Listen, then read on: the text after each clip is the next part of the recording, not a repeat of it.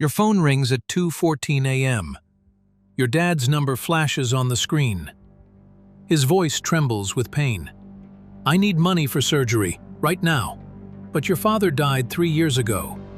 If it's not him, then who's speaking in his voice? And what will they do if you don't answer?" Mary Wilson, a 67-year-old grandmother of 3, had been preparing for months for the New Hampshire primary. Every morning, she read the papers, studied candidate platforms, and discussed with her husband Harold who to vote for. Politics had been her passion since she was 18. Hen never missed an election. On January 21, 2024, while cooking fried chicken, her late daughter's favorite dish, Mary heard the phone ring. The sound echoed through her empty kitchen. A familiar number blinked on the screen, her friend Tom. But the voice that answered made her drop her wooden spoon. It clattered against the tile floor with a dry thud. "Mary, this is President Biden." Every inflection was perfect. The same rasp, the same pauses she'd heard thousands of times on TV. Her heart pounded so hard she felt the pulse in her temples. "Save your voice for the November election. Don't vote tomorrow." Mary gripped the phone so tight her knuckles went white. The cold plastic cut into her palm. The house fell deathly silent. Even the old clock seemed to stop ticking. Thousands of miles away, in a windowless basement, Stephen Kramer stared at his monitor screens. Green light cast a ghostly glow across his face. Numbers flickered on the display. 25,000 calls sent. 25,000 lives changed for $150 and a few hours of AI work. The sound of his breathing echoed in the empty room. Each exhale felt like democracy's dying breath. The next day, Mary sat in her car outside the polling station. The engine was running, but she couldn't force herself to get out. Tears dripped onto the steering wheel, each drop sounding like a hammer blow against the coffin of her faith in the system. Elizabeth Parker, a mother of 2, got the same call. She didn't sleep all night, listening to every sound in the house, afraid someone else might call. In the morning, her 5-year-old daughter asked, "Mommy, why are you crying?" Elizabeth didn't know how to explain that the voice of the person she trusted most in the world had been turned into a weapon against her. But what if I told you that 25,000 calls was just the beginning? That the technology capable of stealing a president's voice is already hunting your loved ones? Timo Moratti built an empire from nothing. From a poor boy in Naples, he became one of Italy's wealthiest men. He owned a soccer club that brought joy to millions, donated money to hospitals, schools, and orphanages. At 73, he still worked 12-hour days in his office, overlooking the magnificent Duomo. On the evening of November 15, 2024, as Milan was shrouded in fog, his phone cut through the silence of his office with a sharp ring. "Signor Moratti, this is Defense Minister Crosetto." The voice was unmistakably recognizable, the same commanding authority that rang through Parliament. Moratti felt blood rush to his face. Italy's defense minister, calling him personally. "A group of our journalists has been kidnapped by terrorists in the Middle East. They cut off a finger and sent video. They're demanding €1 million for their lives." There was such genuine pain in the minister's voice, such human anguish, that Moratti felt his own throat tighten with compassion. He pictured the journalists, young, idealistic people who risked their lives for truth, tied up in a dark room, bleeding. "The Bank of Italy will reimburse the money, but we need to act now. They only have 3 hours." Moratti didn't hesitate. He transferred the money, listening to his heart pound in his ears like a drum roll.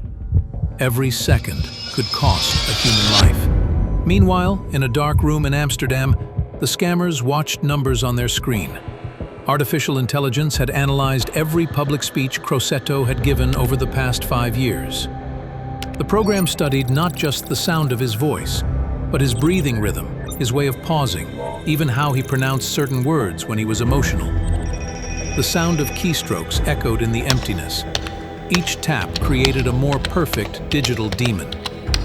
The next day, the real Minister Crosetto sat in his office when the phone rang.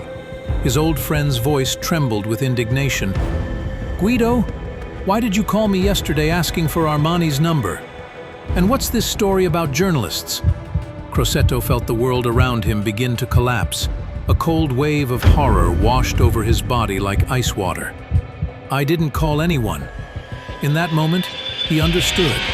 Someone hadn't just stolen his voice, they'd stolen his ability to be a minister. If people can't trust his words, how can he defend his country? But the worst was yet to come. When police arrested the scammers, they found files with cloned voices of 47 high-ranking officials. The Prime Minister, generals, judges, all turned into digital puppets.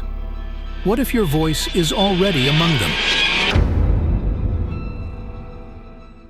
Elon Musk owns the world's most influential social platform. 119 million followers wait for his every word.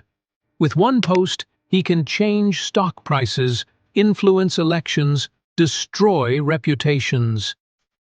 On the evening of August 16, 2024, a video appeared on his screen. Kamala Harris, standing behind the vice president's podium, spoke words that should have destroyed her career. "I am the most advanced hired puppet in history. Biden and I are deep state puppets." The video was marked as parody, but looked frighteningly realistic. Every wrinkle on Harris's face, every lip movement, was perfectly synchronized with her voice. Musk knew it was fake. He understood his platform's power, but instead of warning, he deleted the word parody and wrote amazing. Over the next few hours, 130 million people viewed the video. Comments turned into a battlefield. Thousands believed these were Harris's real word. Sarah Miller, a nurse from Texas, showed the video to her husband. "I always knew something was wrong with her. Good thing she finally confessed." Her voice shook with a mixture of triumph and disgust. Tom and Linda Johnson from Florida forwarded the video to 200 Facebook friends. Their 16-year-old daughter tried to explain it was fake, but they didn't believe her. "You're too young to understand politics," they said. The next day, the girl didn't go to school. She locked herself in her room, crying from the realization that she could no longer trust even her own parents. FBI agent Jessica Chen worked 72 hours straight, trying to track sources of fake content. Her eyes burned with fatigue, but she couldn't stop. Thousands of hours of fake audio and video flashed across her screens. "New cases appear every day," she whispered to a colleague, pointing to a chart that grew like a dying person's fever. Mayors, governors, judges, they're all being turned into weapons against themselves.